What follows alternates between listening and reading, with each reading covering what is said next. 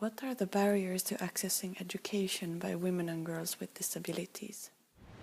Hello, my name is Dotam Sırım. I'm a deaf person from Mongolia. Every country has own tradition and culture. This tradition and culture should not prevent children and women with disability, prevent their rights to educate, to have life choices, to marry, to have children.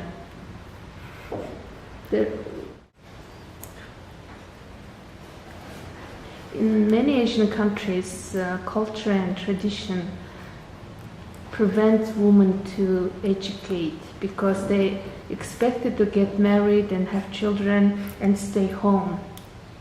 That's why sometimes girls are not prevented to go to school, so some women are not encouraged to study in higher education.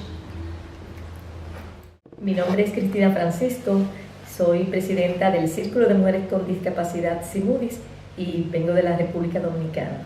My name is Cristina Francisco. I am the president of the Circle of Women with Disabilities of the Dominican Republic. Y en el caso mío, como niña con discapacidad, muchas veces fui limitada para ir a la escuela. And in my particular case, as a child with disability, I was banned from my own family to assist to the school and to get an education. Debido a la sobreprotección para no asistir sola o subir a un autobús sin rampa o en una escuela que me quedaba en un segundo nivel.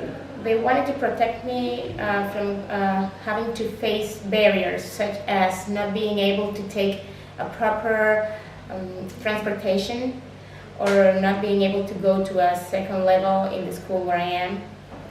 Es un aspecto cultural en mi país, porque siempre los chicos tienen mayor libertad de salir, de participar, independientemente que tengan o no una discapacidad. It is an issue of cultural discrimination in my country. When a man has a disability, they have more permissions, or it is not seen by society that they shouldn't be alone or out there as it is seen to women.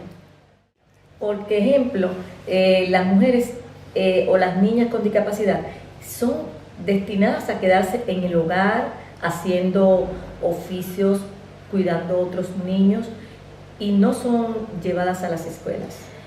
In these rural areas outside of the city, you see these examples where women with disabilities are just left in the house to take care of the chores or to babysit the youngers or to just take care of the house, and they are not given the opportunity to attend a school or to get an education. The barriers we face are all attitudinal barriers. We can't get out there, without being called crazy or lunatic or mad, without being considered threats or dangerous or violence. I've had my own experiences with being asked to leave a course because I refused to provide a certificate of fitness, stating that I will not be a danger to myself or to other people, and this is the very course, a Master's in Clinical Psychology, made specifically to help people like me. It is very difficult for a person in India, a woman in India, to even think she has a choice. And if you are in a strong, opinionated woman who does make a choice at the end of the day, you are called mad and you're further treated for it.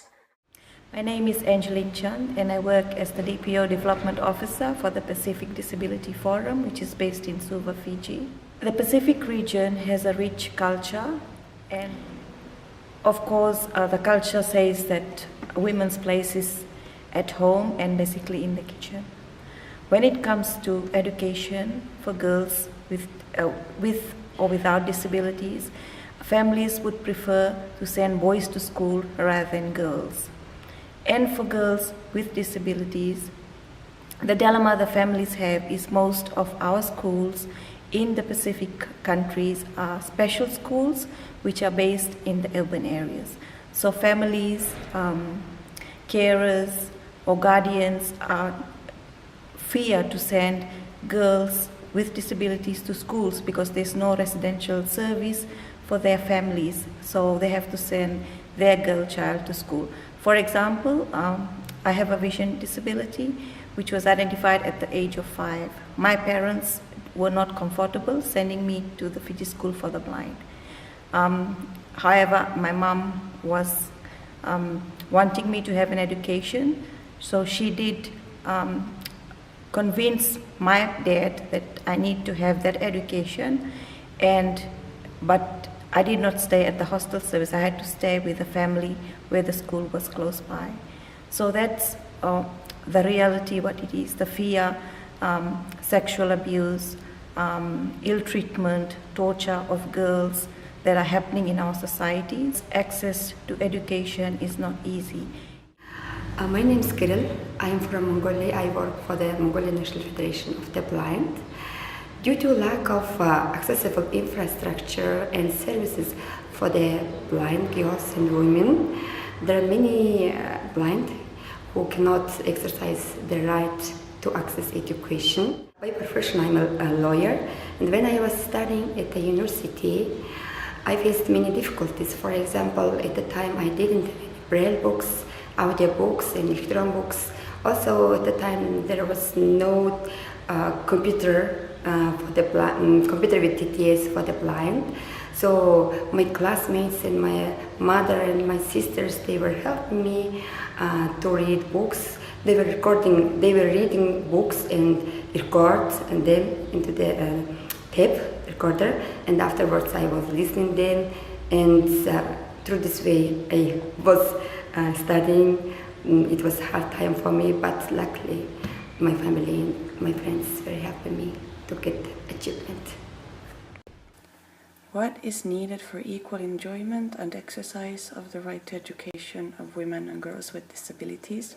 I want that decision makers and the general public should know more about how to create the inclusive education environment for the visually impaired people, and adopt some policy and legislation on inclusive education. So through this way, many blind women can exercise their right to access education. But what has really worked from my story and from others I know is innovative designs and basic humanity and sensitivity to the fact that someone like me can be different and we can experience differently.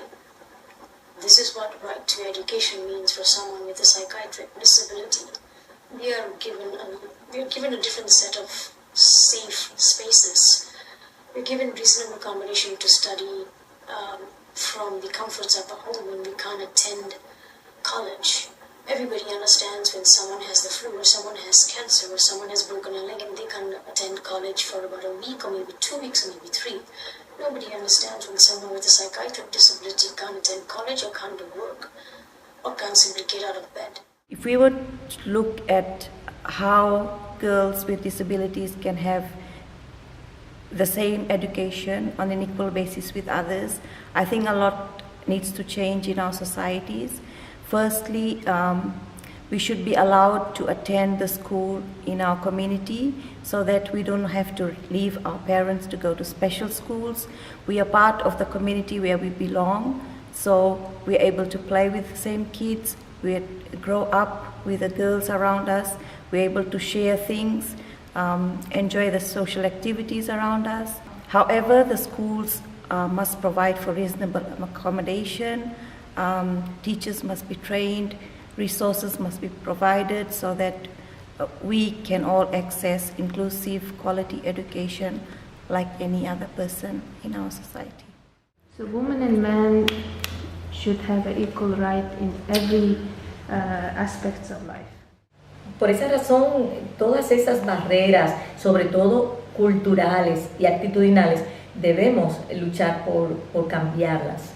That is why we must fight to take those barriers down. Barriers that are not only physical but in the attitude of people.